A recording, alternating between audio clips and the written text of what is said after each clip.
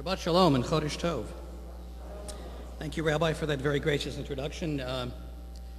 We do have a complicated relationship, our Rabbi and myself, and it will only get more complicated. He's actually a vice president of the Board of Rabbis, so stay tuned. In a couple of years, I predict Rabbi Bernhard will be president of the Board of Rabbis.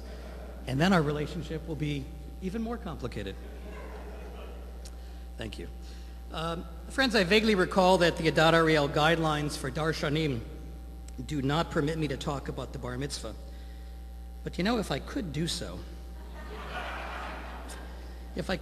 I would say how fond I am of Harry and his family and how pleased I am to be their honorary Uncle Mark. Harry, you have the most infectious smile of anyone I know. And I know it's not easy being the youngest Spiegel, but you more than hold your own in a family that contributes so much to our congregation and community. Mazal Tov, I am very proud of you. Friends, this morning's parashah is the narrative of Korah, a tale of discord, rebellion, and controversy. Imagine, if you will, imagine driving through the Sinai wilderness and pausing along the road at a rest stop. Suddenly you hear voices nearby. You listen carefully, and you realize that the sounds are coming from beneath the earth. It's a miracle. You press your ear to the ground, and you hear muffled cries, "Moses was right. Moses was right. Moses was right." Well, apparently that's what happens when the earth opens up and swallows you alive. The fate of Korah and his fellow rebels in today's Torah portion. At least that's what the rabbis, the sages of the Midrash, portray as Korah's ultimate punishment for his sins. He and his band were condemned to serve as an eternal auditory warning, an alarm, if you will, a siren, to those who might follow their dangerous and misguided path. Which leads me to ask, what was so terrible about Korah and his fellow rebels? Why were they punished with a fate worse than death? Some commentators suggest that Korah was intensely jealous of Moses. He was angry that he had not been chosen for a senior leadership position. One Midrash has Korah complain, "Moses passed me by in the appointment of all the high offices, therefore I'm going to stir up rebellion against him," which sounds a bit like some of the sore losers from last Tuesday's primary elections.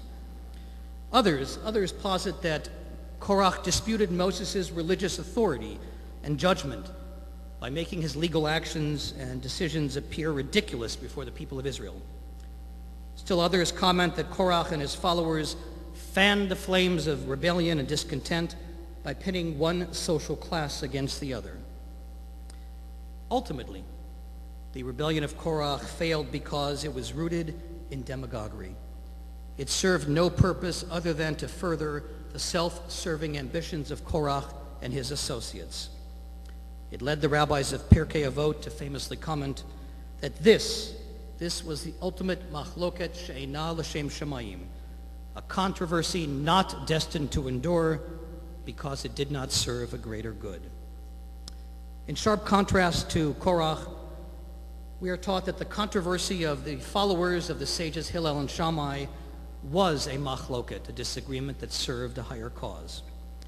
Now, friends, you would be hard-pressed to find two teachers and two sets of disciples who disagreed more vigorously and passionately on just about every question of Jewish law and custom. On the question of Kiddushin, Hillel and Shammai could not agree which marriages were permitted and which ones were prohibited. On the question of Tumah and Tahara, they did not agree which food utensils were clean and which ones were ritually unclean. You know, they couldn't even agree on how to set up and light the Hanukkah menorah. That's how bad it got. For 3 years, the school of Shammai argued with the school of Hillel. And then, according to the Talmud, a heavenly voice announced, "Elu ve'elu divrei Elohim chayim." These and these are each the words of the living God, but, there's always a but in these midrashim, but the halacha agrees with Hillel. The Talmud comments, why was the law fixed according to the rulings of the school of Hillel? Because Hillel and his followers were kindly and modest. They not only studied the rulings of the disciples of Shammai, They even mentioned those rulings before their own. The schools of Hillel and Shammai each believed that their opinion was the only correct interpretation of Jewish law. One side and one side alone could win the day. And ultimately, the followers of Hillel prevailed not on the strength of their arguments, but on the quality of their temperament. Hillel and Shammai and their followers never allowed their heated intellectual debates to blind them to the fact that they were all part of one community. For that reason, both sides earned divine approval and ensured that their dispute was truly for the sake of heaven. Good friends, where is the spirit of Hillel and Shammai in our world today? Where is the spirit of Hillel and Shammai in our own Jewish community? On Sunday, I stood with many of you at the Israel rally sponsored by the Jewish Federation, the Board of Rabbis, the Israel Consulate, and other organizations. I felt proud to be one of several thousand Angelenos who stood up for Israel in a time of crisis and existential loneliness. I was privileged to be part of the planning team for the rally and helped to arrange for some of our rabbis and other clergy to address the crowd. You'll recall that the rabbi lineup included my colleague, Rabbi Sharon Brous, who told the assemblage, and I quote, "We can do better.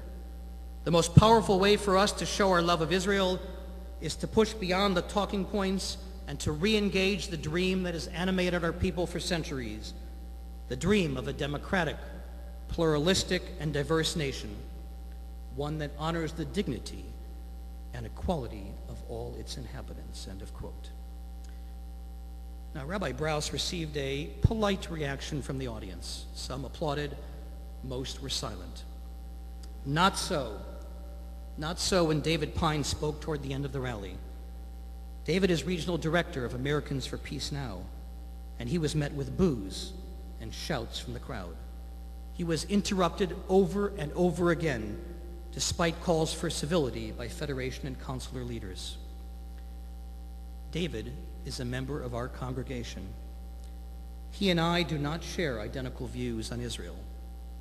But let me assure you, David's love of Israel is every bit as genuine, every bit as heartfelt as mine and yours.